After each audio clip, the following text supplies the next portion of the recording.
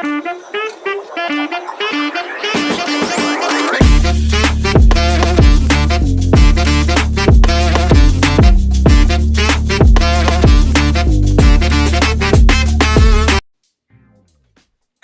morning, my friends. It's your old pal PeaceLoveMusic with another episode of the Let's Go Morning Show, coming at you live on DeOrganized Media in partnership with Bitcoin Live Decentralized Broadcasting.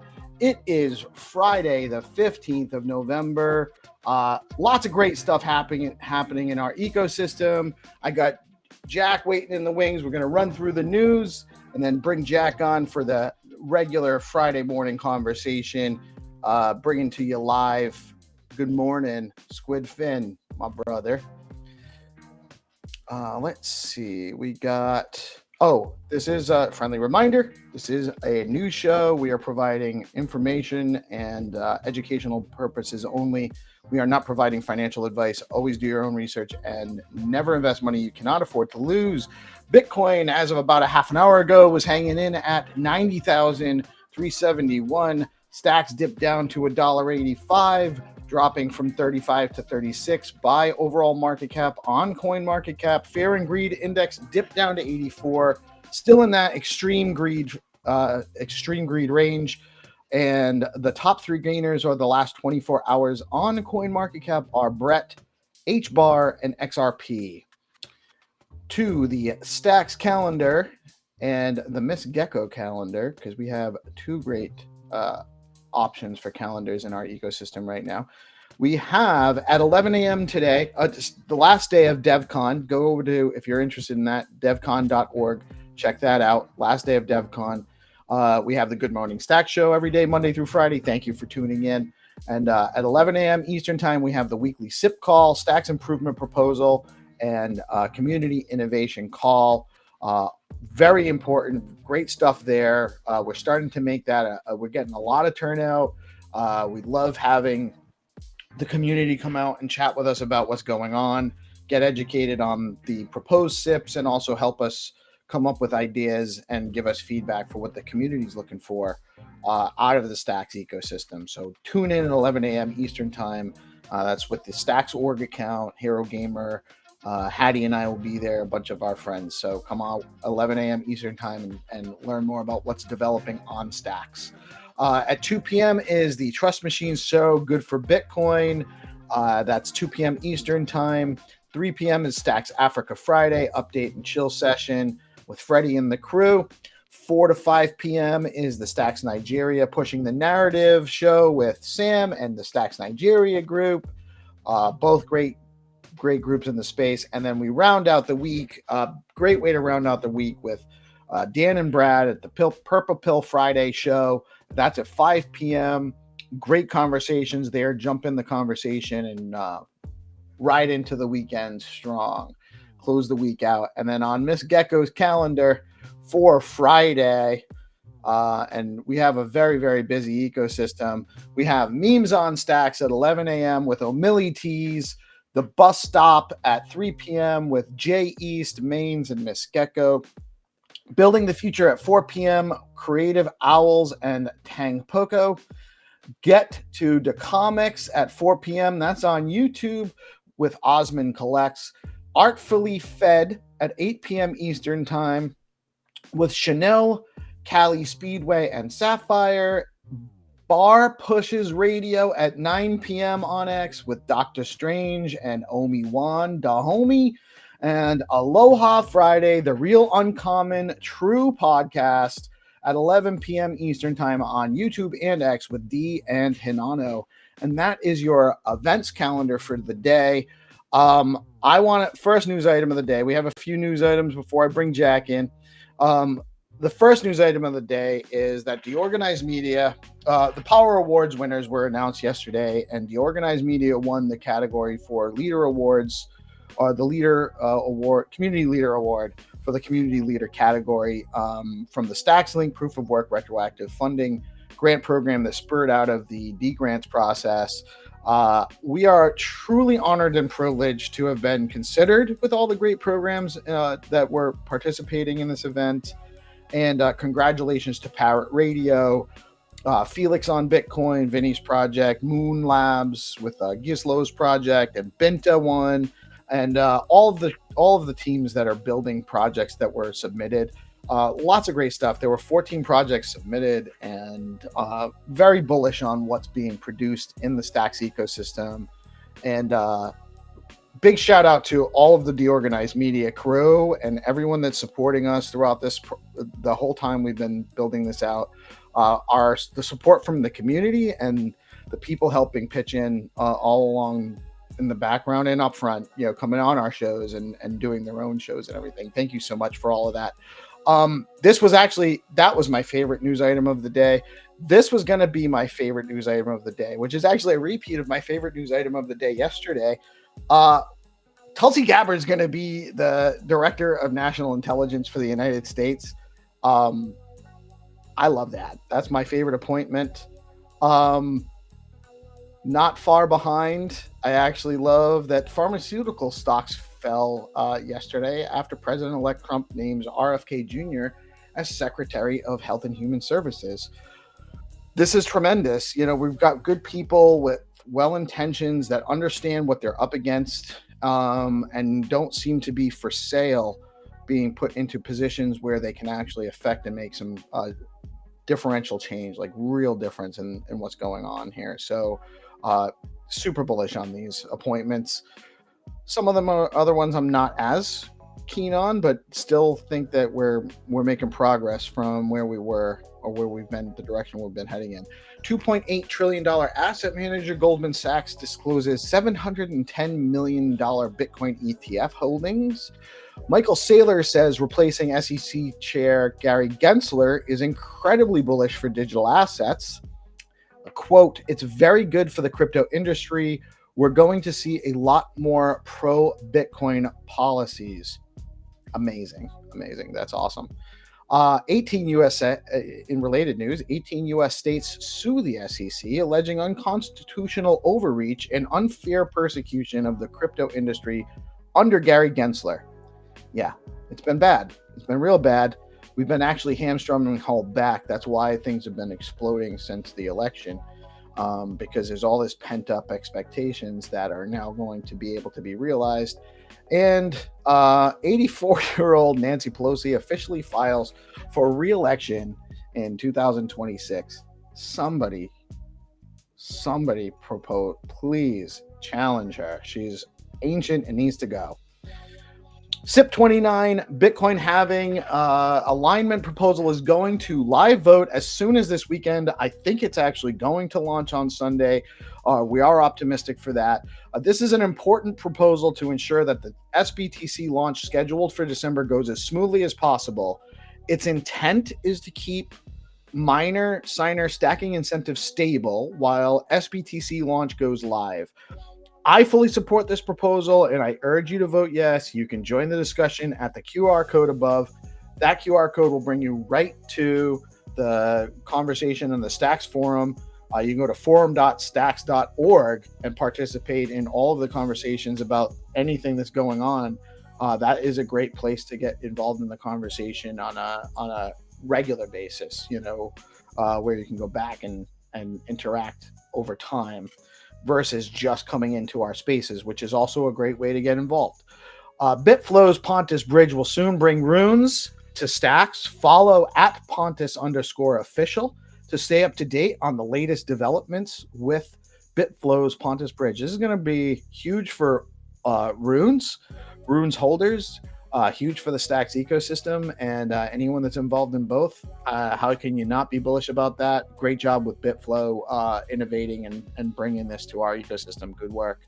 Can't wait for it to launch. Tacoovation Awards are live. Head over to the Stacks link, at Stacks link on X, and nominate someone for a Tacoovation Award today. Anyone that's, even if they've just given you a little bit of, anyone that's working or doing something in the space, it's very important that we take the opportunity to recognize people. It takes a couple minutes, and it's definitely very worth doing.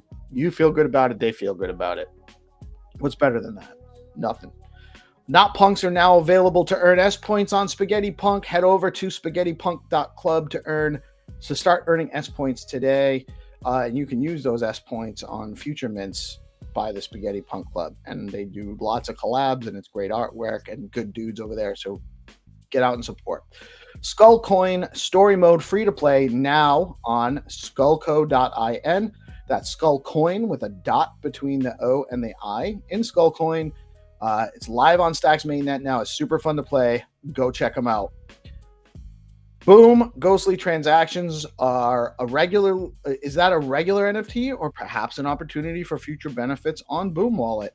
We don't know, but it's minting now on Gamma.io. It's only 7 stacks, and what Dan's building at Boom Wallet is a really awesome project. So you can go get one of those NFTs, and if nothing else, you're helping support the building out of a really important and great project that's going to expand the application of smart contracts to Web3 commerce on Bitcoin and Stacks. Really great stuff. Go over to boom.money and put your email address in right now, and you can actually get notified when they do launch and for updates as well.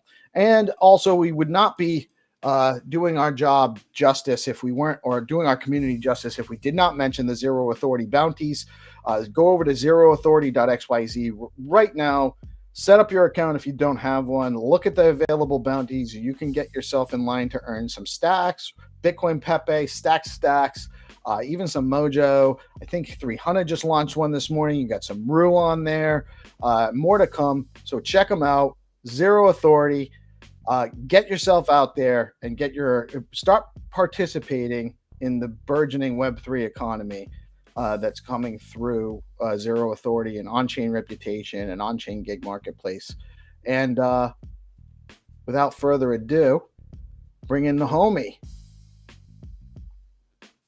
Jack Binswitch in the house, ladies and gentlemen. Good morning, Jack. How are you today? Good morning, brother. I'm okay. I had a little cold front come in last night. Man, just in those blankets, sleeping like a baby. But you was going through the news, and there was, and then you made me real depressed when you talked about RFK announcement bombing the pharmaceutical stocks. So really, really, really wanted to have some puts on the pharmaceutical stocks. Wow. There's probably still time, bro. And it's like, it made me think about how when you're in crypto, like, and you've seen it this last week or so, as retails really start to come in, and you're like, everything's pumping but what I have, right? It's that feeling. Well, first of all, you can't be everywhere at once, so you always have to remember that this stuff goes in, you have a large cap, mid cap, micro cap, small cap rotation that happens with the liquidity, but like, you can't be everywhere at once. So that's why conviction's so important, but man, that upset me. I really, really just wanted to short the dog shit out of Big Pharma because I knew it was coming. But I also, like, man, I wanted some Pepe. I forgot to buy my Pepe because that was a no-brainer. That was going to go up. It's in the top 20 this week. But guys, you just can't hit them all. That's just a fact. You can't hit them all. Truth. And if you could hit them all, Jack would hit them all. So I mean, it is what it is. You gotta, and you know what? When you miss out on them, you just gotta cut those off too. I do think that there's probably more time on shorting the pharmaceutical stocks, because I think those guys they're in for a rough 4 years. Although all of these appointments are still just nominations until they get approved. They still got to get them through Congress somehow. Although I heard, well, anyway, I'm not going to speculate further, but I heard that there might be a recess coming in which some of these appointments might get made via executive order, which I don't know. I'd like to see it actually get through Congress personally, just because I'm not a big fan of rule by decree. Right. But if that's how it has to be, then that's how it has to be. I want Tulsi Gabbard running the National Intelligence organization. I think it's beautiful, man. Like, they took her and they had her on watch list, right? I mean, absolutely disgusting. the agencies that she's going to be running, she'll now, they had her on watch list. A terror watch. She was not allowed to fly. Yeah. Her and her husband were getting routinely stopped and detained for like 2 or 3 hours at a time. Like it's a former congresswoman, a decorated lieutenant lieutenant colonel in the United States Army, total badass, absolutely 100%, still an Army reservist. Right. They're putting her on the terrorist watch list. That's one of the things that people would accept. That's why I would accept a potential having to go the route of executive decree and executive order to put her there. Go ahead. I'm sorry, I didn't mean to cut you off. No. Like one of the things that we're going to realize, it's going to take a little bit of time, is we were kind of living with a little more tyranny than I think people really understand, because you don't always necessarily understand the reality of a situation until you have direct exposure to it, until you've been directly affected by it. And because that's what that is, that's just some tyrannical government overreach. And I think that we have a really big carrot and stick with the Trump administration at this point because of Elon Musk. Because look, here's the reality of it. What you're seeing with all these appointments, and you're seeing about all of this talk coming from Trump, so every day he's like, I'm gonna do this, I'm gonna do this, I'm gonna do this, I'm gonna do this. It upsets the entire apple cart in DC, whether you're a Democrat or Republican, because so much of this stuff, look, and like you said, Nancy Pelosi's 84. Dude, first of all, being a politician should never be a career choice. That should be public service. That should be service to your republic, period.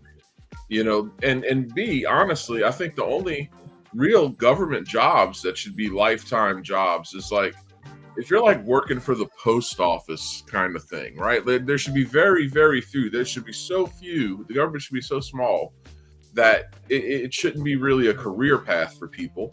It should just be, very limited scope. So no one wants that in DC, but it has to happen. So in this case, the stick being, if you don't really go along with the overwhelming Trump agenda, which it is overwhelming, it's popular vote won, electoral vote won.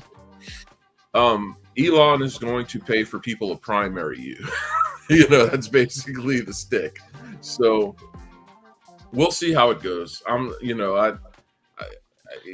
And for specific to Nancy Pelosi, and this is obviously a much broader issue than just her, but she's a prime example. Right. But I mean, the woman's definitely not using all of her God-given talent. She's amazing at picking stocks. Dude, yeah, like she smokes everybody in crypto. She's just, I mean, I don't know how she does it. And while she's doing all of this and all of her time that she spends helping run the country, she's quite a lady. It's amazing how well she does picking stocks. You straight up had Senator Dianne Feinstein. She's passed away. Rest in peace.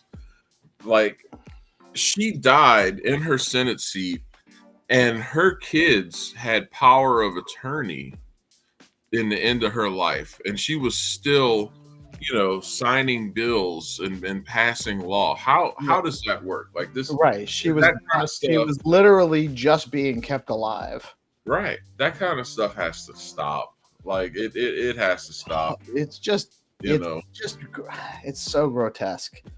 It really is. It's just it just speaks to how some people are in favor of further establishing the government being the authority on truth and what's allowed to be and speech. And yet we have such an obviously dishonest process, in a number of ways. How can you honestly look at all that, then just kind of suspend all kind of cognizance of that reality and say, but hate speech is bad, so we shouldn't let people talk and say mean things, and we should have the government censoring people to make sure no one's feelings get hurt. Right. Like, it's so obvious. It's so obvious to me that that's just an excuse to lock down society and rein things in and control ideas and marginalize competition. You know, that's really what a lot of it boils down to, is just marginalizing competition for power and control and or for market access. You know, it was real simple. To speak to your point, it's come out since COVID that most of those rules that they were like, you have to do this, you stand 6 feet, you do this, you do that. It was just bureaucrats making stuff up, right? And like, so you take like the mask thing, for instance, with COVID. This drove me nuts because I had to be very familiar with PPE in my profession, and it drove me nuts. Like, this idea that this paper mask would, you know, keep you from getting an airborne, you know, illness, right? It was like, literally worthless. It's like, look, asshole, why don't you go take a paint gun that they use to paint cars and go work with that in an enclosed space with a paper mask on and see how long before you have a lung full of paint. Like, you don't wear, and you can see paint, right? If I'm loaded down with COVID and I'm coughing all over my screen right now, coughing all over my camera, you're not going to see COVID. No, like, but if someone's standing near you, they're going to breathe COVID. Right. If I'm sitting here, you know, hanging drywall, I'm not going to wear a paper mask to do that. But you can see gypsum dust. You can literally see it. You can't see. You can taste it too. Virus, right? Like, it's like, it was real stupid stuff like that, and it made me think of it when you see all the pictures of people like wearing masks with holes in them so they could play wind instruments, and it was just so eating. Right. The kids, like, having kids at a school concert with a mask but a hole in it. It's like,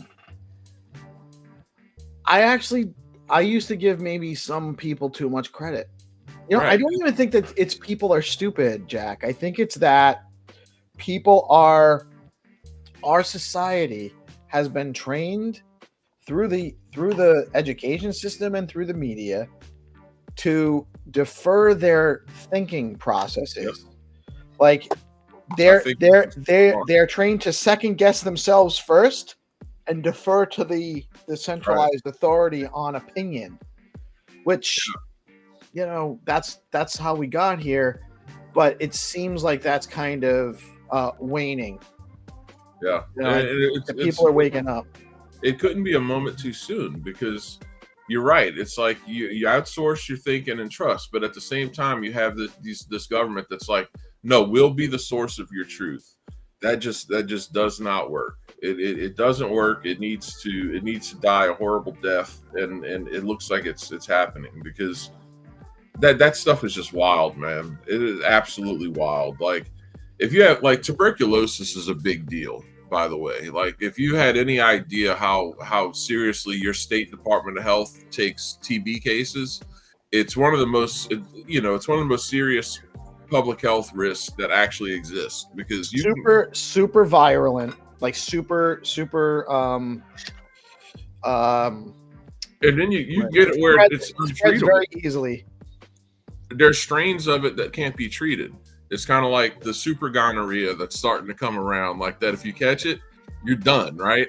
That's how they have strains of TB like that. So, like, if you have someone in the hospital with TB, the whole process that you go deal with them when you have to go give these people care is very meticulous. It's been in use a long time. The minimum type mask you go in there with is an N95.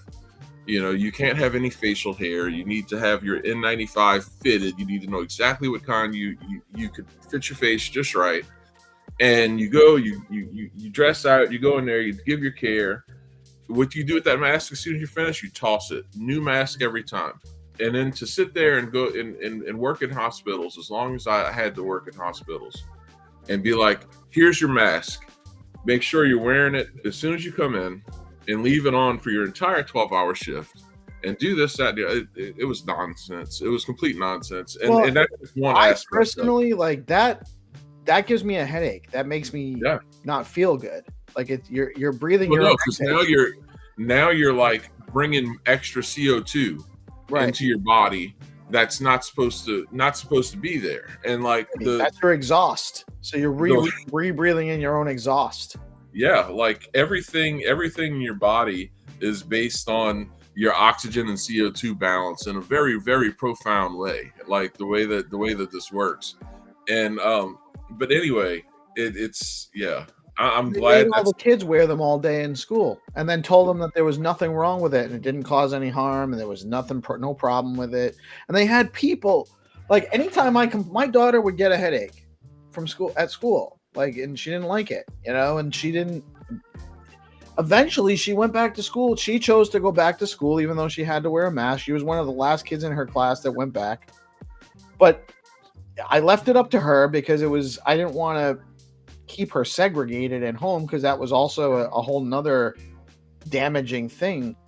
Although I will say this, I do think that the only reason we haven't expanded out our educational capacities to incorporate more distance learning opportunities, which would save municipalities a ton of money, is because the unions are fighting tooth and nail against it. And nothing against unions, by the way. I think that that's an important part of the balance of corporate economics. If right. business can organize and become a broader entity like that, then so should labor be able to. But you shouldn't take positions that are anti productivity and growth for an industry, because we don't necessarily need as many teachers if we can do more homeschooling, more distance learning. There's no accountability. When the Department of Education started under Carter, the U.S. was number 1 in education in the world, and now we're not even in the top 20. I don't believe, and it's so it's all about bureaucracy and lifelong work for people who don't have to produce. And I'm really excited about the prospect of people who've been working on the government for a long time, just not having to produce anything, have to go back into the private sector to make a living like the rest of us do. And it was nonsense. I'm really happy. I'm happy about the trajectory. I think it's going to be some growth pangs, but I think they'll all be worth it, and homeschooling. We homeschooled our kids. So blank page is actually Haddy. That's Haddy. Oh, okay, yeah. That's Haddy's page. I want to actually shout out all the people real quick. Ors Gaming says what's up. GPSC Hero Gamer says hi. Crypt Kitties get in the house. Hero actually says that the cab review was approved last night on SIP 29. So that vote should start this weekend. So everyone, make sure you're getting over to stx.eco, and we'll be shouting that out more throughout the next couple of weeks to make sure people get over there. But that's going. Haddy says, what's up? Gary Reiger, what's up, Gary? We got Blank Page, the Deadwood. GPSC says, good morning, Jack. Hope you're having a blessed day. Praying for you and the fam. And again, shout out to it. What was the cat's name? It was Allie, man. Allie. Yeah. Shout out to Allie. Travel well, Allie. On to the next to the great yarn ball in the sky. Yeah, for real, man. Like, I think that one of the things Trump was talking about is like a big tax credit for families that homeschool, right?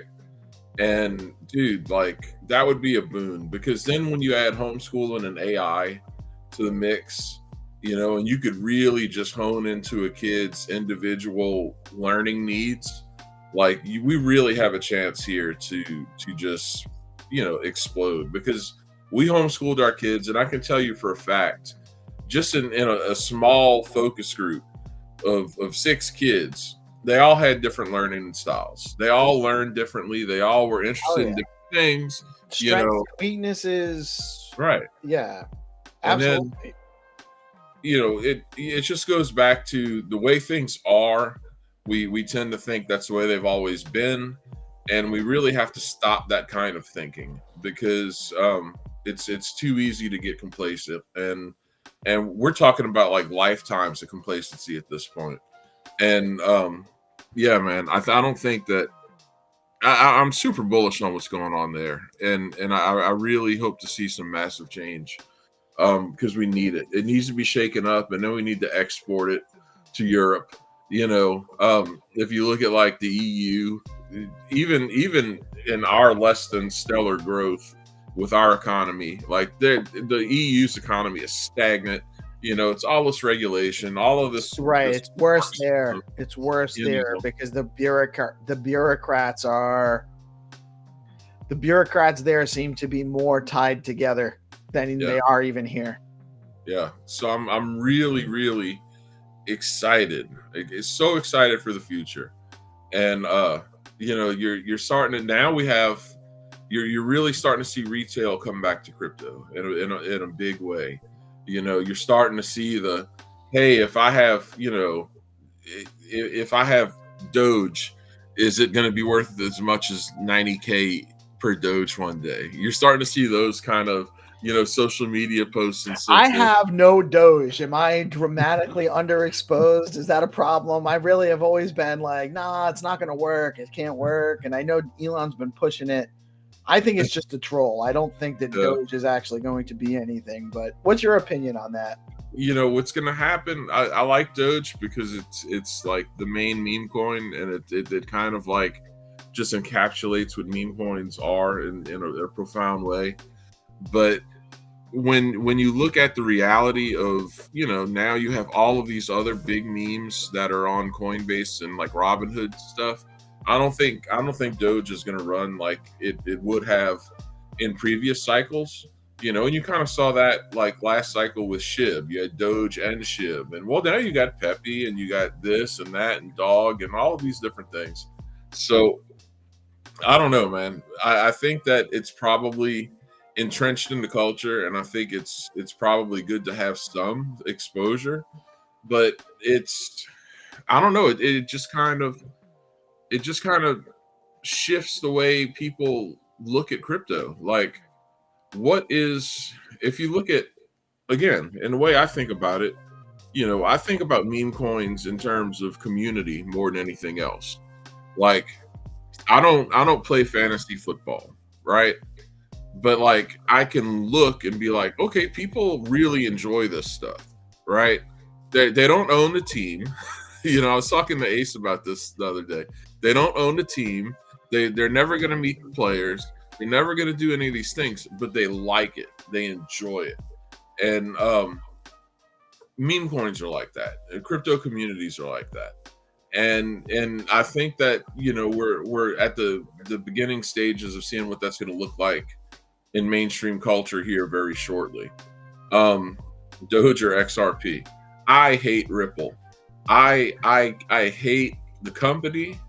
I hate how they dump on their holders. They've been dumping on them since 2017. Yeah. Like, I'm going to hold my Bitcoin and not buy Doge probably, but I'm super bullish on everyone that makes money on Doge. I love that. If I had to buy one or the other, it would absolutely be Doge in my opinion. Also, want to shout out what's up, Nobody Famous. She's in here as CCCINF. That's a new one, or CCC1NF. NF must be for Nobody Famous. I get it. And actually, the Deadwood is asking about crypto projects that are creating online education, and I'm sure there's probably a few. And EasyA app is one that's been doing tremendous as far as onboarding people into blockchain coding languages and then hosting events, getting build-a-thons and getting people building on those projects. That is one that I am aware of that's been crushing it. It's not a blockchain education as far as like grammar school education or high school education, but I don't know that that's necessarily the play there. I think online and open source is the most important thing about education. It doesn't necessarily have to be on chain to be effective. Right. No, and I'm so bullish seeing all of these young people being interested in building on Bitcoin and stacks and just blockchain in general. But now B, having the opportunity to actually be like, oh, this is a career path. Like I can do this because I don't have some corrupt, bald asshole in DC who is going to, try to ruin my life or ruin the company's life I'm working for. So I'm super bullish about Gary Gensler getting run to shit. I hope that asshole gets sued every day for the rest of his life. Like, this, because all these people really did. This pisses me off real bad. Like all of this FUD for crypto since I've been in it, and so obviously before that, but at least I can say since I've been in it, has served to prevent people from taking part in the greatest financial revolution of a lifetime, and all to protect other interests. An establishment of control mechanisms. Damn those people. Gary Gensler, he had a Bitcoin class, or a class that he had taught that was on YouTube. Yeah. So when they announced that he was going to be the SEC chair, I actually thought he was pro crypto and pro Bitcoin. I was super excited. And then that turned out to be, he was obviously bought and paid for. Right. He was very tied to FTX. Actually, the whole administration was using FTX. That was a job, guys. That was a job. FTX, you guys maybe don't realize this, but FTX was being used as the U.S. government's way to raise crypto funds for the Ukraine war. Right. And then they simultaneously were the number one donor for the DNC that cycle as well. Bullshit. Right. Bullshit. And that all just got swept under the rug, right? They just put the kid in jail. Nobody else got touched. No. Nobody else got touched. Sam, the bank man, got fried. People have missed out on so much opportunity. We're sitting here. Your average person is probably 10 years behind, your average like crypto native who is like paying attention on crypto Twitter, at least 10 years behind. And that's just a tragedy, because that's where opportunity's at. The most opportunity is always at the very beginning of something. And the good thing is there's so much opportunity here. There's so much that's right. coming. There's still a lot of time. It is a shame to think what might have been for a lot of people, but there's still tremendous opportunity moving forward, and we have every reason to be very excited about where we're headed. We don't need to look back, but you're absolutely right. They hosed us. They hosed us. Dude, if you think about it, if you're someone like me who believes that Bitcoin is going to be worth multiple millions of dollars, does it really matter if you get it at 50K or 100K? Not really. But like all of that time, you really could have like positioned yourself and learned. The difference is if you put the same amount of money in, you're talking about doubling the amount you hold. Right. So it's a 2x. It is, right, but it's just it sucks, and I hate that, and like I really don't like to put evil out in the world, but I really hope Gary Gensler gets sued every day for the rest of his life, and if he broke the law at all, I really hope he goes to jail, because what they did was nothing less than criminal, not just unethical. I mean, you've crippled an entire industry. And now, how you feel about the proposed ideas of like no crypto taxes on, for. Well, I hear that they're actually Trump's Landy said, amongst other people. I've heard that I'm super bullish. So where to start with this conversation? Number one,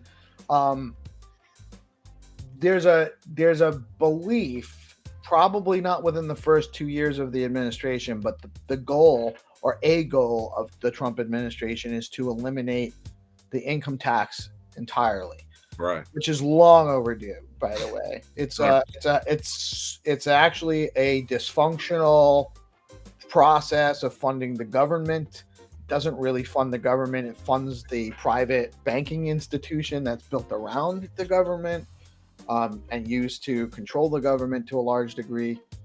And that alone would actually erupt into a golden age of innovation and building in the US, because you now, I mean, it's just so many taxes that go away with the income, right. So many things that go away with the elimination of the income tax. But the elimination of, or the eradication of any capital gains taxes on crypto, and the way that they're tying that into companies registering in the US to make the US the crypto capital of the world, which it needs to be. Actually, it actually is good for the whole world, for open and supportive regulatory and governance around around crypto, the development. I mean, that opens up.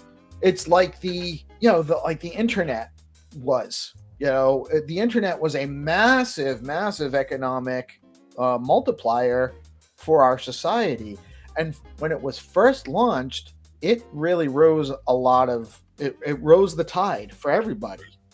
It became very consolidated because the government is too big and able to be used to monopolize things. That's really the game, right? Big companies buy legislators, buy politicians, and then use that leverage to establish policies that marginalize competition from whatever it is that they're doing, to give them more power and control.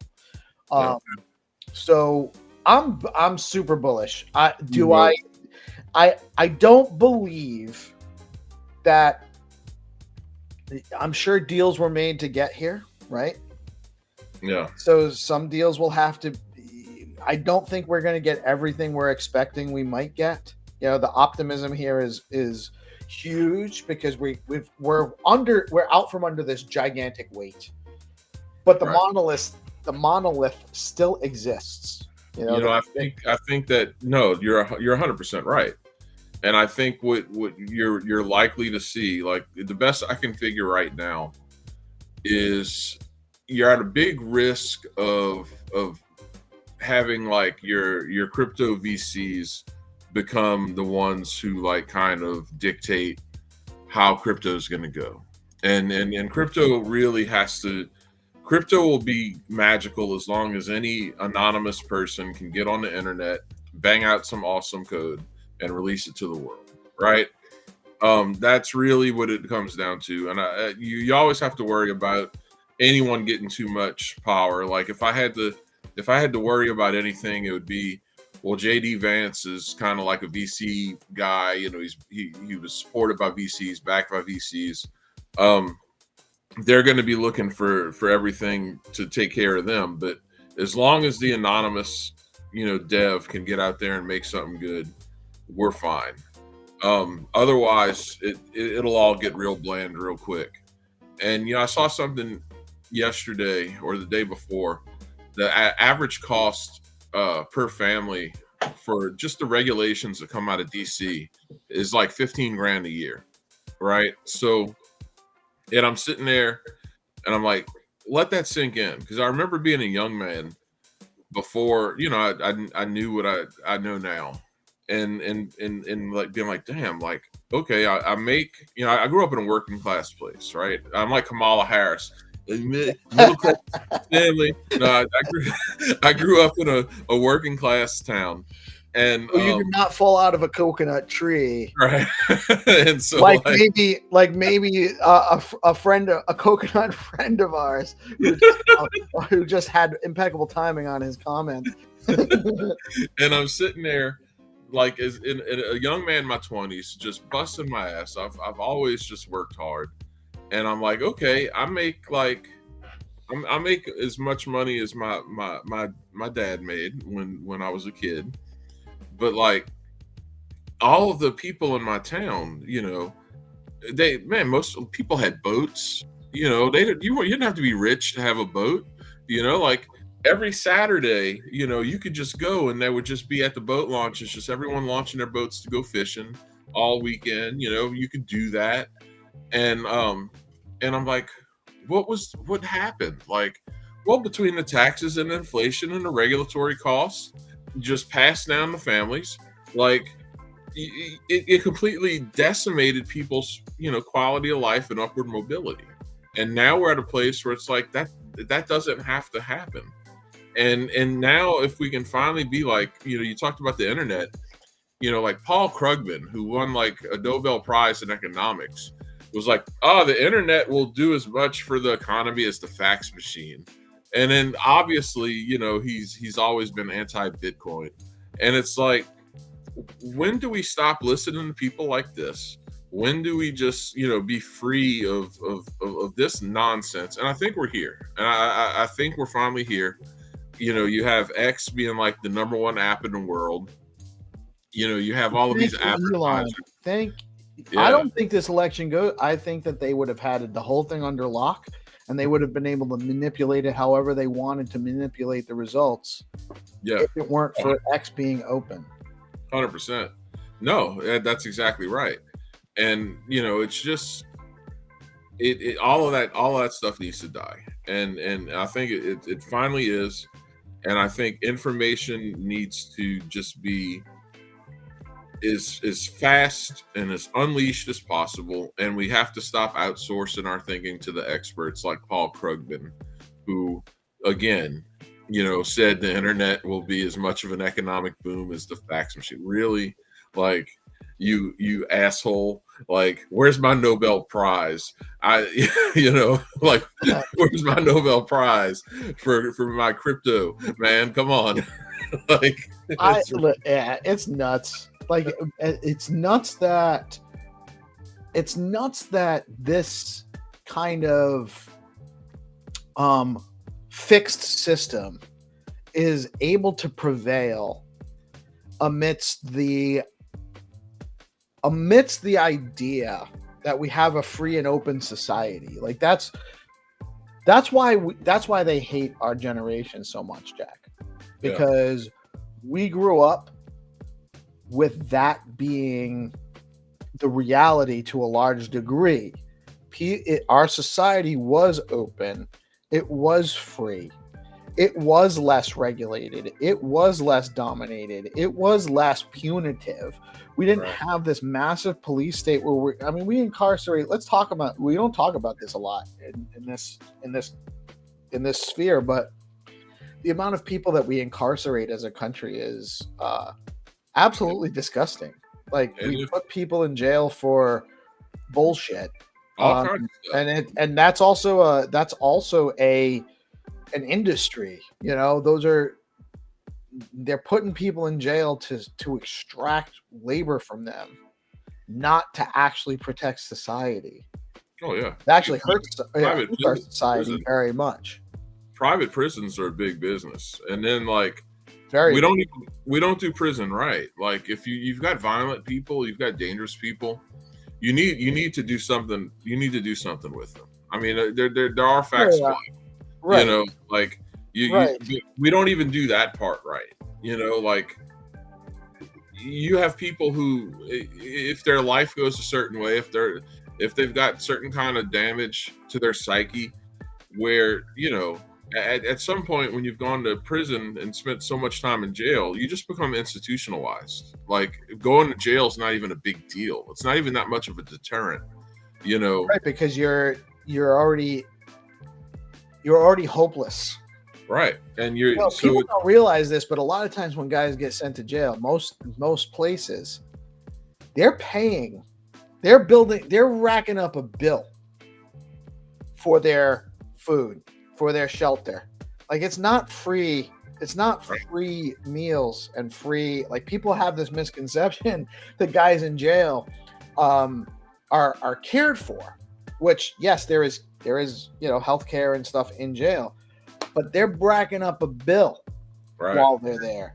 And oh yeah, they can work to pay that off, but they're also at like, waitress rates. They're earning a couple dollars an hour kind of bullshit, doing heavy labor a lot of the time. And then they come out, and not only it's a lot harder for them to find a job, they have this massive debt from the time that they were there that doesn't go away. No, if they don't, we need to see like honest to God massive changes, and the sooner the better. And I think we're there. And that Mike Tyson Jake Paul stuff. Look, that was one of my favorite things this morning to see. I grew up watching Mike Tyson box. Like, greatest fighter ever, hands down. Like, I just absolute, like, as a little kid, that was what, like, me and my dad's thing. We'd watch like Tuesday night fights on ESPN. We'd always watch the fights, and Mike Tyson was just a hero. To see that man in his prime, my heart wants to see Mike Tyson, smoke Jake Paul so bad. You've got the age thing, and then you've got is this I'm prepared to see whatever not fixed, Yeah, I'm prepared to see whatever. I mean, Mike Tyson's a good deal older than us, so everyone wants to see. So I already got to see Jake Paul get slapped in the face by Mike Tyson. So I'm satisfied however it goes. But I really want to see Tyson mop the floor with him. That hand speed, like Jake Paul was already slapped before anyone knew he got slapped. Right. Like it was. He could have hit him 3 times. He could have hit him 3 times. Yeah. But he probably wasn't really ready for it either. Right. No. So like I don't know, man. I'll watch it, but like in my head, I'm like, man, this is an old man trying to fight a young man. But I also remember the Foreman, like the Foreman comeback. Of course, he started at like 40, 41, something like that. But that was cool too, because I was too young to have like known George Foreman's like career when he was, like just a young killer like he was. Right. And I remember my dad being like, ain't nobody hits harder than George Foreman. And like that was a great thing too, watching George Foreman. He fought Ali, right? Yeah. That's what, like, that's a really interesting story, by the way. Like George Foreman's an actual hero of mine, and in like a pretty profound way, because like he grew up hard. He grew up real hard. He was a very angry man, and he had a talent for boxing, and he was just smoking people. Like he was just smoking people. And so him and Ali had this big fight in Africa, right? And so Ali had no choice. Like he had no chance. Like no one was thinking Ali was going to be able to deal with Foreman's power. So that's that famous fight with the rope-a-dope where Ali just let him wear himself out, and then he knocked him out. Well, it like set George Foreman down into a spiral, which ultimately literally led to his salvation.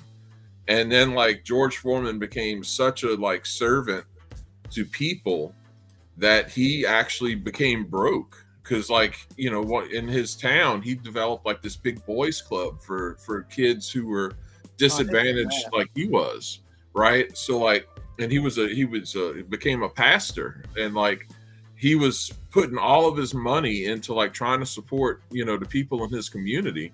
He became broke, and it's like, well, what to do now? He's like 40 years old. He's like, got to start fighting again. And everyone was just like, no way George Foreman can do this. No way George Foreman can do this. No one's gonna.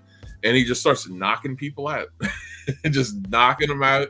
Becomes the heavyweight champion of the world at like 42, 43 years of age.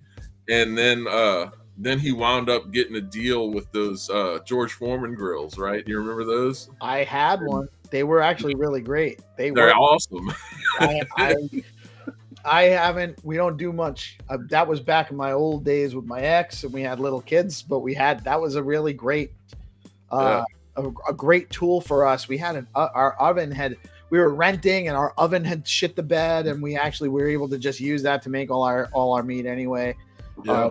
It was a great product actually, and he named all his kids George, which is a little goofy. And then he made so much money from the Foreman grills. He made more than he ever did boxing. So it's like this huge inspirational story, and like I truly like a hero of mine. Like on a very profound level. Like I looked up to Mike Tyson because I looked up to Mike Tyson in the same way I looked up to like Joe Montana and Jerry Rice, right? Like. But and I happen to like boxing a lot. That's my boxing, and now MMA. Those are the sports that I really enjoy. But like George Foreman's story is powerful, dude. Like just truly like a modern day legend. But yeah, if you ever get to see some of his footage. Oh yeah, I've definitely seen some of his stuff, and I love hearing him talk too. I like the way he talks. He always has interesting stuff to say when they give him a mic. Yeah. Too. But as far as Mike Tyson goes, and I'd forgotten about this, but don't forget about the Mike Tyson Mysteries. I don't know if you've ever caught that show, the cartoon Mike Tyson Mysteries. No. Oh my God, it's like Cartoon Network. I don't even know if they still have their Adult Swim, but it used to be an Adult Swim show. Adult Swim. So it's a little irreverent, but hilarious stuff on the Mike Tyson Mysteries, man. It's fun. I gotta go watch it later. Yeah, before the fight, hopefully.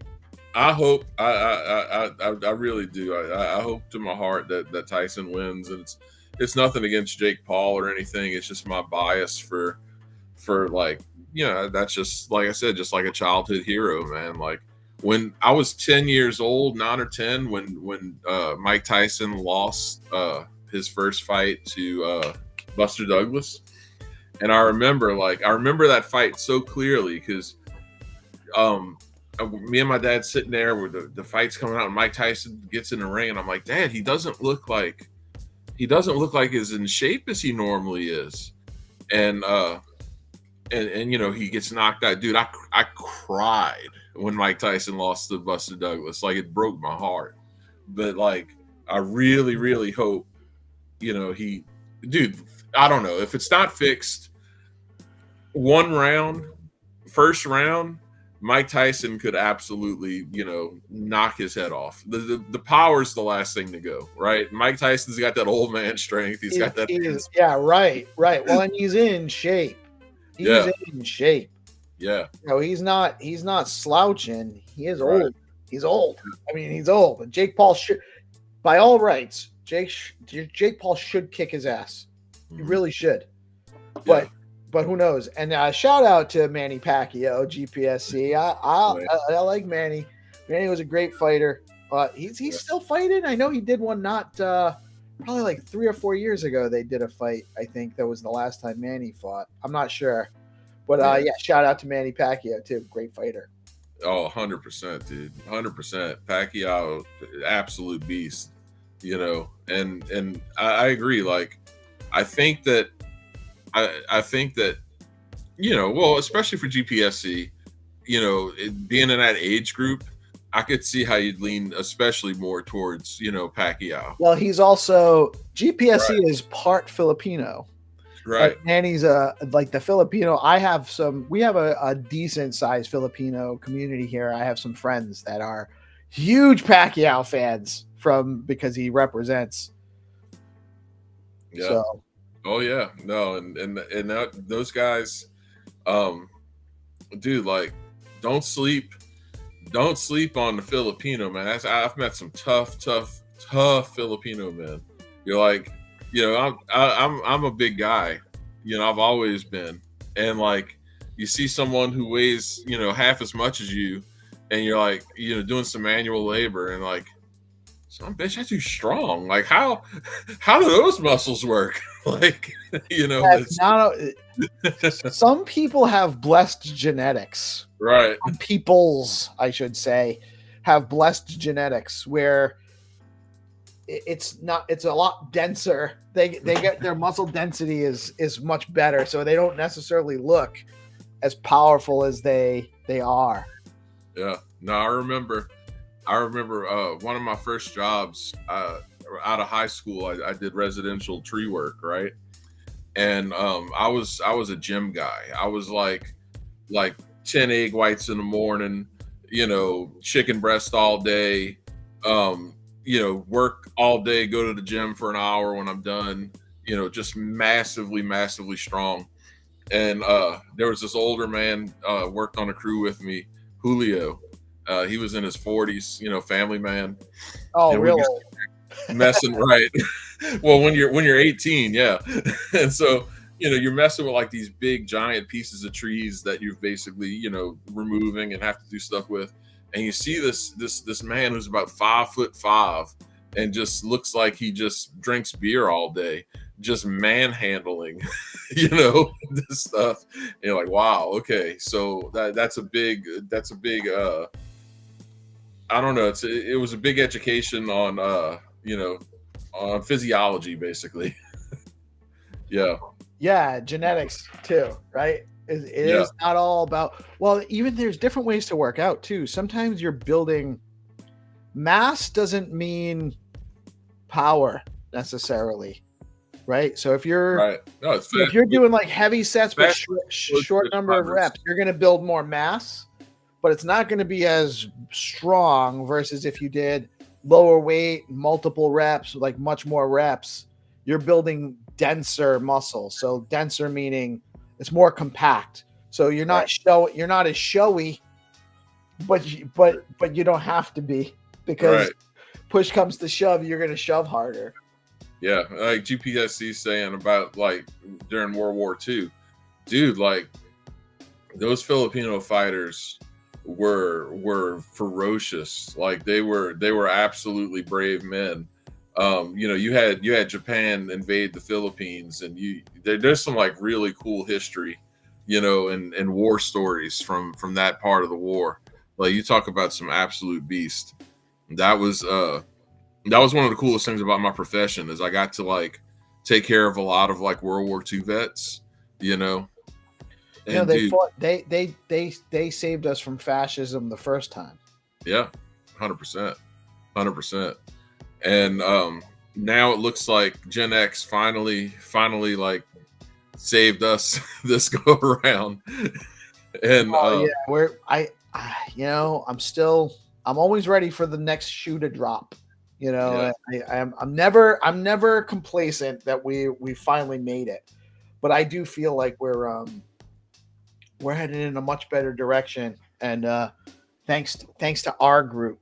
Gen X will save the world. We are. We're here. Our attitude is what it is. Go ahead and fuck with us if you dare. Right. No, like Gen X, I like to think that Satoshi Nakamoto was more than likely Gen X, Very likely. We'll probably not know for sure, but I think that's a pretty safe bet. But it was weird growing up the way we did, because again, when I entered the workforce, boomers were still, young. And so like everywhere you go, any company or any endeavor you work for, like there was very little room to like conventionally just move up the ladder, because you just, and you got people like Nancy Pelosi, who are 84 years old, still trying to run for office, right? Like it was that dynamic at scale for our generation. Like whether it's media, entertainment, any industry, it was just dominated by boomers for so long. And now, now we're finally breaking free of that. Thank God.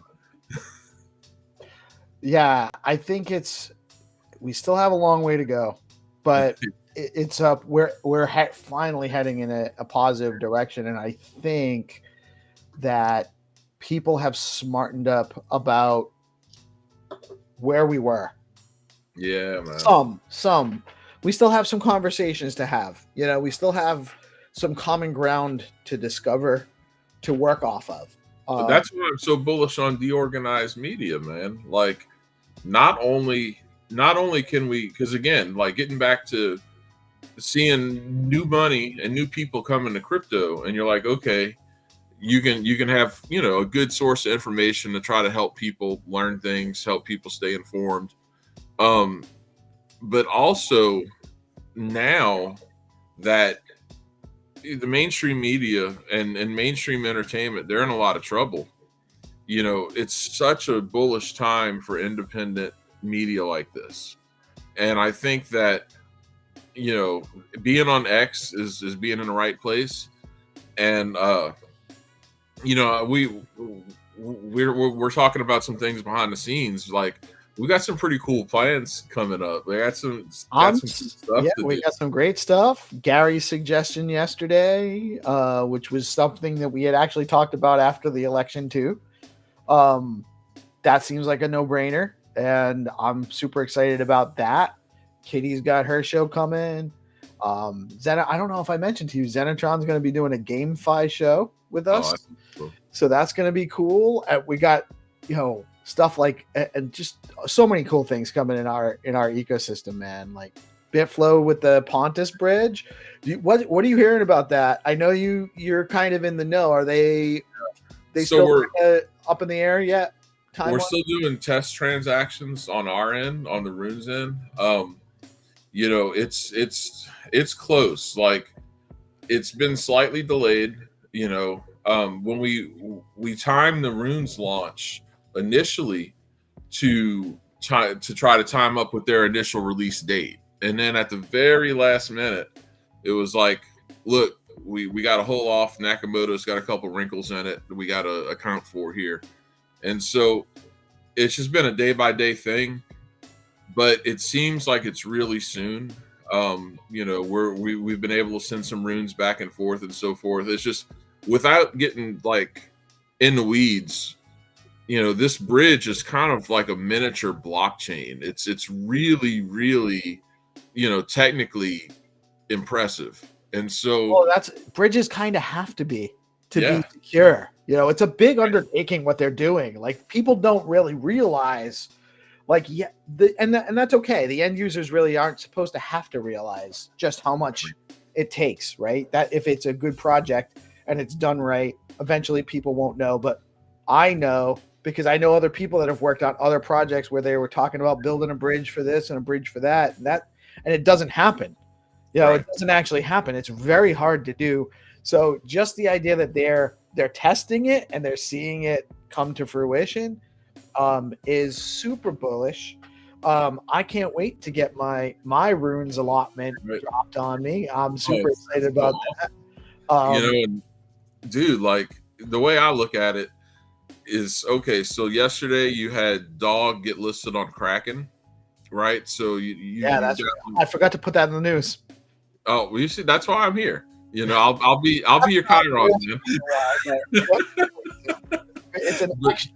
But wait, there's more. That's what my wife used to say when every so often she'd come up with a new dish, or she'd come up with a new skill that she hadn't dropped on me yet. But wait, there's more. But that's shining a spotlight on runes. And like, so now when you have this bridge, because again, okay, so like Leo released runes you know, a few days ago. Right. And I missed the mint because I was bringing my daughter to school.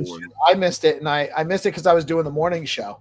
I saw it in that group. I saw it in that alpha group, which isn't really an alpha group. It's just a community chat forum on DMs, but it's an alpha group because it's all the alphas in the ecosystem. It just collates, right? Yeah. And like, so I'm sitting there, I'm like, okay, I got to get this stuff on a dip. So, you know, I wait. Next day, I'm like, okay, I'm gonna get my Leo runes. Dude, it took like 3 hours for all my transactions to go through and everything. I think I paid like $30 in fees, and it's like, you're sitting there being like, okay, this is why, and this is what I was telling people, you know, when we were talking about what we're doing with runes. I'm like, to unlock runes is the true potential for Bitcoin meme coins. You have to give it a better user experience. you cannot degen, you cannot do stuff if you're waiting hours for a transaction, paying that much in fees. And so now we'll be able to take these runes, bring them across the bridge, and utilize smart contracts to make a familiar, good DeFi / trading experience. So when you take like the dog news, when you see what's going to happen for Stacks, I think this is going to be massively big for Stacks, because in my mind, you're going to start seeing more runes get listed on exchanges, and then people are going to learn about it. Be like, where do I get more runes? Where's the alpha on runes? Where's the runes that haven't hit, hundreds of millions of dollars in market cap yet? They're going to go to places like Bitflow and Velar and Stacks and like, right. And then, I can engage in liquidity pools and yield farming with runes. Huge unlock for Stacks. I think that that's going to onboard so many people with Stacks just in and of itself that we can't fully appreciate it yet, because again, it makes perfect sense. Most people, especially if you've been here a while, the reason they got into alts in the first place is to try to get more Bitcoin. Well, what's better than just having a native Bitcoin pair, period. So that works, and then that brings you right into SBTC, where you're going to have you're going to have tokens with a SBTC pair. And so I'm very excited. And to get back to that earlier point of like, if you're here, you're paying attention, and you're seeing like the Coinbase stuff move and everything, obviously that's going to move. People are just getting exposed to crypto. They have everything in the world to learn. They're going to go to Robinhood. They're going to go to Coinbase. They're going to go to places like this. And that's where things are going to pop off first, because they see $93,000 Bitcoin, and they see, Pepe for, well, I don't even know what it's worth, but it's not, I don't know it off the top of my head. I know it's higher than it was a week ago. But it looks cheap, Right. It looks cheap, and it's kind of funny and fun. Yeah. Too. So yeah. But you know what? There's Pepe on Ethereum, or there's Bitcoin Pepe on Stacks, which is a low cap, which our good friend Nobody Famous is representing right now. I'll put that tweet out, I think this week. Like, Bitcoin Pepe is going to hurt a lot of feelings. It's a super obvious trade. I know I'm supposed to say not financial advice. Take that. That's my disclaimer. I already said it at the top of the show, so you can. And you're just a guest. You're a guest, so it's a super obvious trade, man. Like, just it's going to hurt feelings. It truly is, because again, like, if you look at what Muneeb's his thesis for Stacks is basically, Bitcoin has the most liquidity, the most security, and now you want to unlock that liquidity, and you want to inherit that security. And that's really what we have here. So even Stacks itself has lower market caps than some of these meme coins. But I think in the top 50, I was looking the other day, like in the top 50, you had like 7 meme coins in the top 50, right? That many now? Yeah. Wow. And yeah, so I mean, that's interesting. Yeah, so it's going to be very interesting. This is a very, just so if you're here and you're watching things and you're like, damn, don't get the FOMO. Don't, because so many people are going to do this, and they're going to be real sad. They're going to sell their bags, and they're going to chase a pump. They're going to wind up, not going nearly as high on that pump in most cases as they hope they would. And then if they make any profit at all, and they go back to their bags that they had conviction in and had good reasons for buying these bags in the first place, they're either going to get less for their money, or now that pump has started, and that's the cycle. And I'm very familiar with this cycle, because I've lived through this cycle myself. I've done all of these things myself. It's a part of your crypto education, right? So if you've got conviction, that's what matters at the end of the day. You're either right or you're wrong. But chasing pumps is a dangerous game, because I'm telling you now, the most pain you'll ever experience in this market is when you lose your stack or you're working with way less of a stack than you had, and you're watching everything else, all of your, especially your old stuff, just pump like crazy. Stuff you had and you lost conviction. Yeah, that sucks. Yeah. That really sucks. Yeah. I've only had that happen a couple times, partly because I have a hard time. My biggest problem is I don't take profits. I just hold everything forever. But I need to stop doing that, because there really is, it really is. Well, maybe one of the factors I've always been lined up against is if I sell it now and I have capital gains, even though it's short-term capital gains, I'm going to try. So I'm going to sell it now at a high, but I still want to have some of this. So I'm going to have to take the gains out. So I can't buy back as much necessarily. And what if it doesn't go down? And then I had the gains and I had to pay taxes on it. But if we can get rid of that part of it, if we don't have to worry about capital gains taxes on crypto, that would be a whole nother factor. You're going to see a lot more. You'll see a lot more selling. You'll see a lot more selling. And just the economic boom, just in and of itself, if you take all of these taxes that get wasted by the federal government, just completely wasted. There was a post that Elon Musk posted yesterday. It was like, just here's what $900 billion of your tax money went to last year. Just $900 billion worth. And it's the most asinine things, most wasteful things.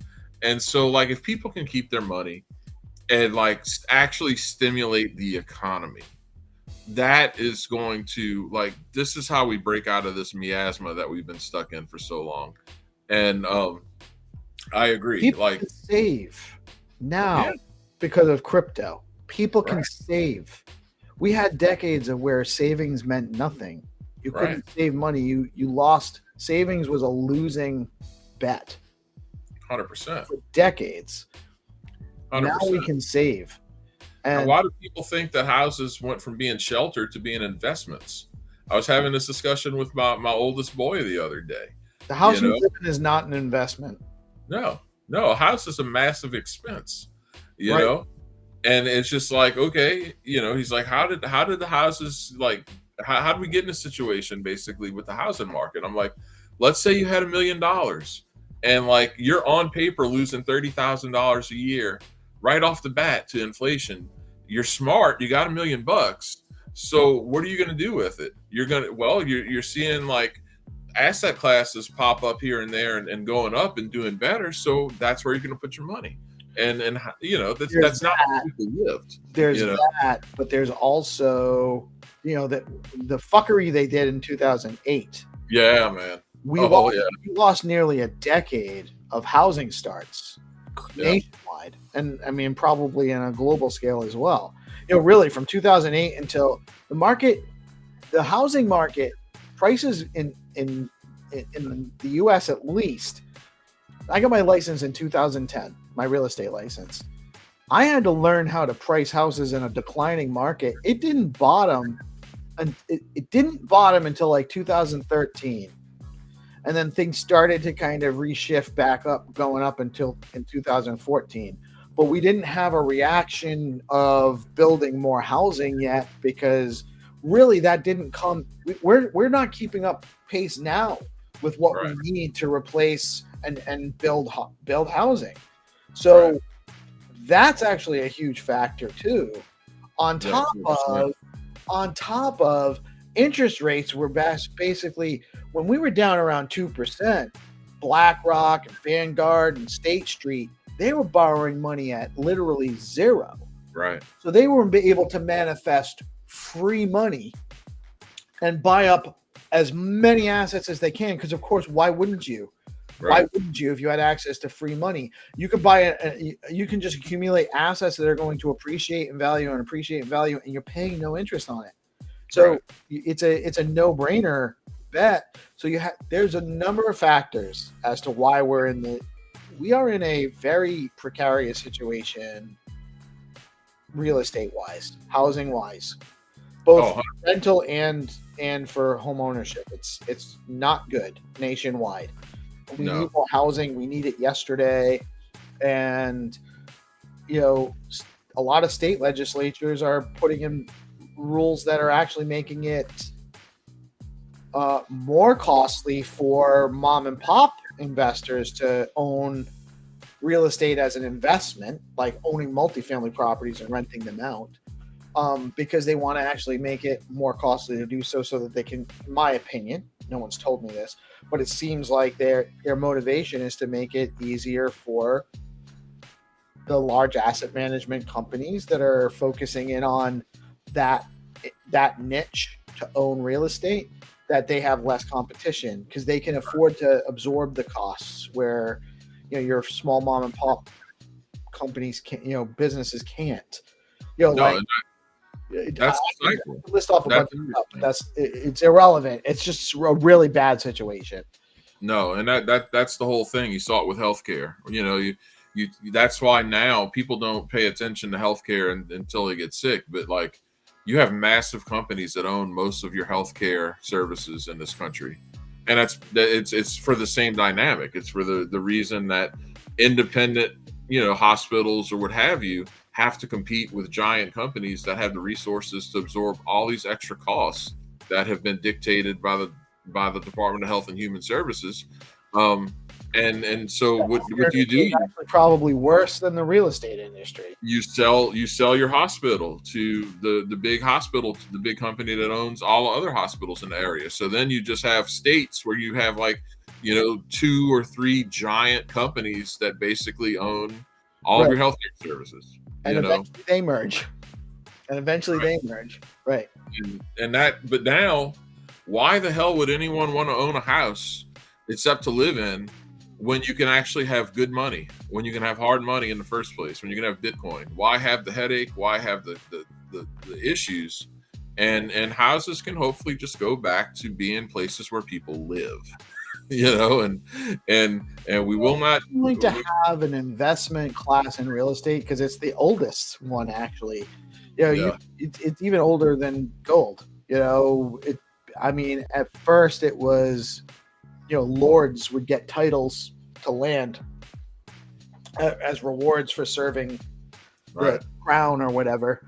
But you're always going to have people that want to own real estate because there's a lot you can do with it. It's not even just for housing.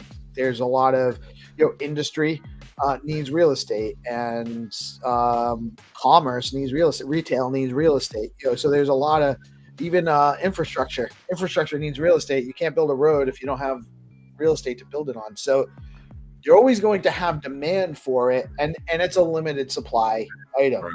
Yeah, they're not making any more land. I'm not buying houses. I'm buying Bitcoin. Right. I'm a real 100%. And that's just it.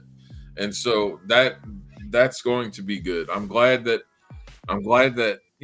everything that I do, I look through the lens of what can I do to give my kids a better existence than I had. And that's been a massive motivating factor for me in this space.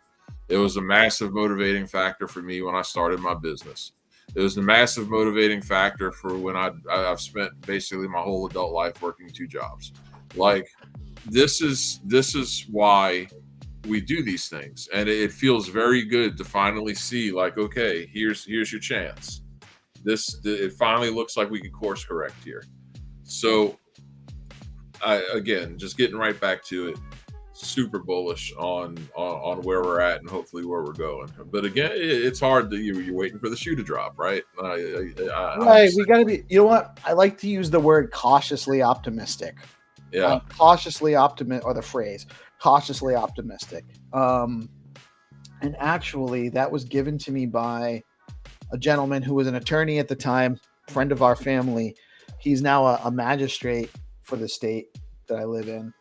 And he was actually just assisting me. I'd been let go by my former company, and they were fighting my ability to collect for unemployment.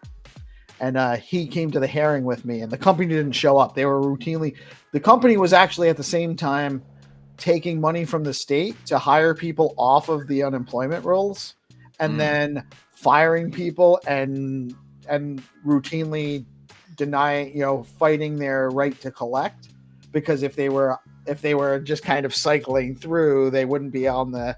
This was in 2010, so the financial crisis was going on, and after the hearing, he suggested we should be cautiously optimistic.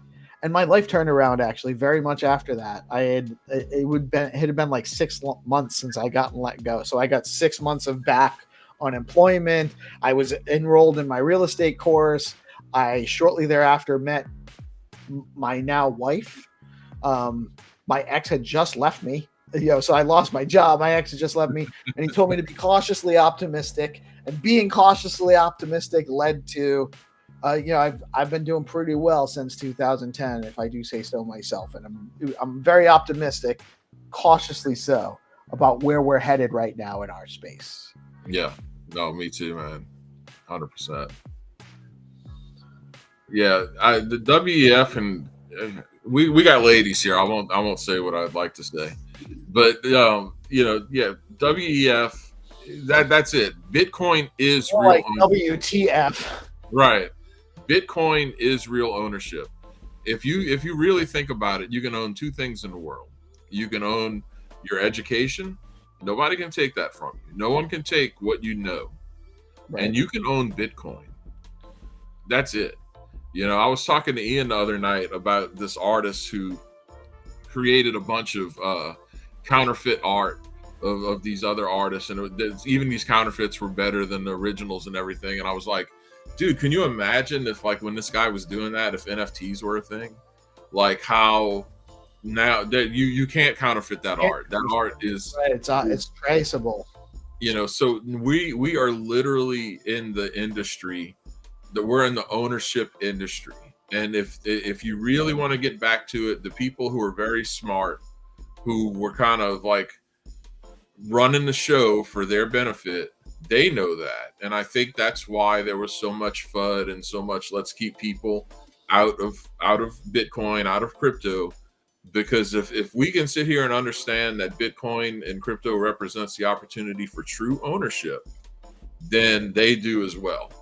So those ass clowns at the WEF, they can go suck eggs, because here's the thing, that's who was defeated in this election. 100%. Those guys are who have been propping up the corporate establishment in the United States and globally. And right. I've said it many times that this election was really between a globalist entity, which has been in control of the United States for a long time, and a more nationalist looking entity, which it's a national government, so that is actually their role. Not right. saying I want them to be fascist nationalists, but they should have an eye towards doing what's in the interest of the nation, right, beyond what is in the interest of the globe, because right. that's their role.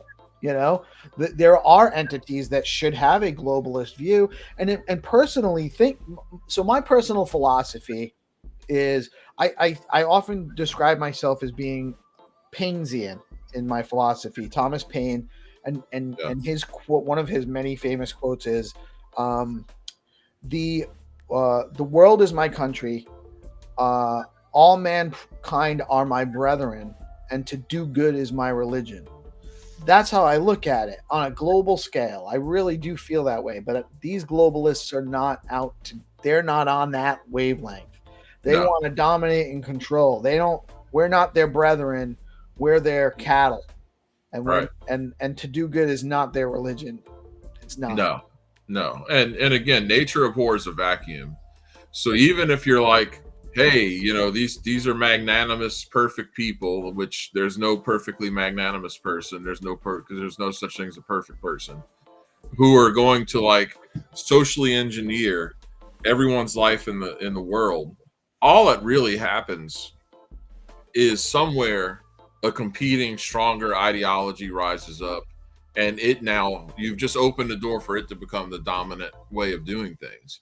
And what if that ideology is anti-human in its own way? And what if it's anti-human and brutal? What if it is anti-human? And this is just the reality of the world we live in. And what makes America great is that this is supposed to be a beacon for human flourishing. This is supposed to be a beacon for liberty. And somewhere along the lines, we were made to forget that, because human liberty is a rare concept, and it's the way that this country has existed is not the normal. It's anomalous. It's very anomalous. Tyranny is pretty much the order of the day. Brutality is pretty much the order of the day throughout human history.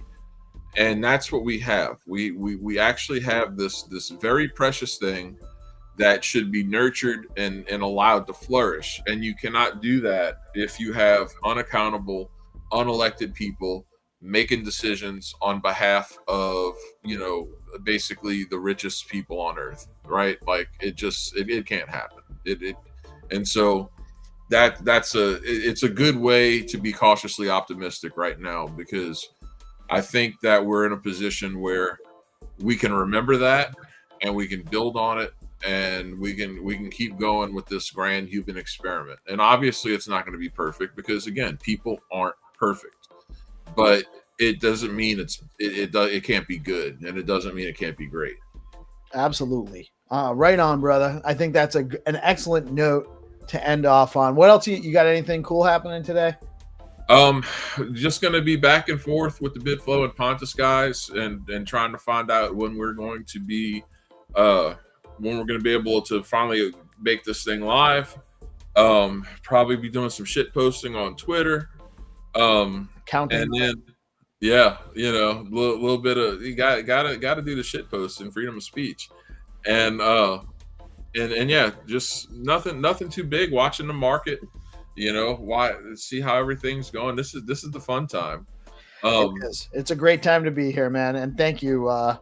Always a pleasure hanging out with you, my bro. Same. Absolutely love it. Bullish on runes and Rue and the Rue community and all the stuff you and Ian are building out, and all the other stuff you're connected to. You're speaking heroes language with some shit posting talk.